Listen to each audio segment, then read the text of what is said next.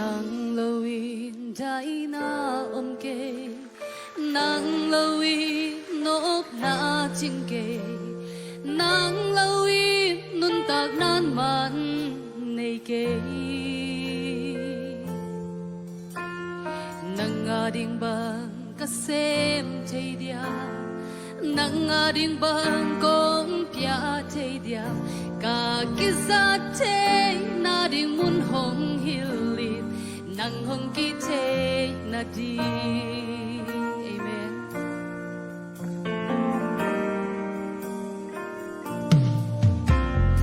Nei le lang sang man phaso min le sa sang dei huai so nang sunga sam na khem pe ki chi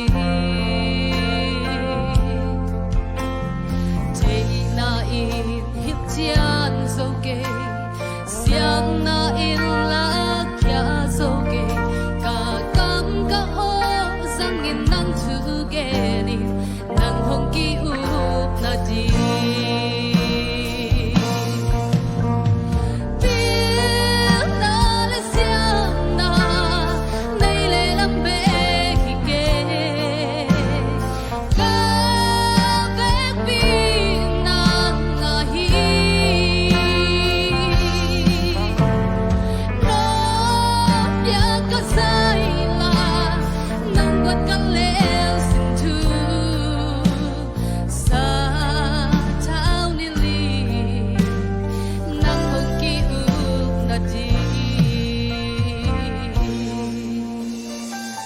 Amen.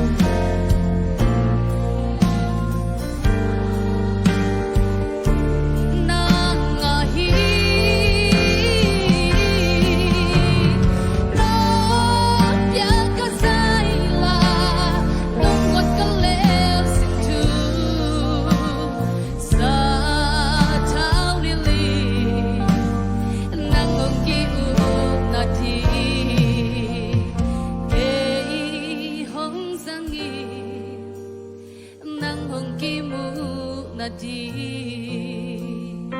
ke hong lo in nang hong ki mu na di. Amen. So, pamit sa langit ahir.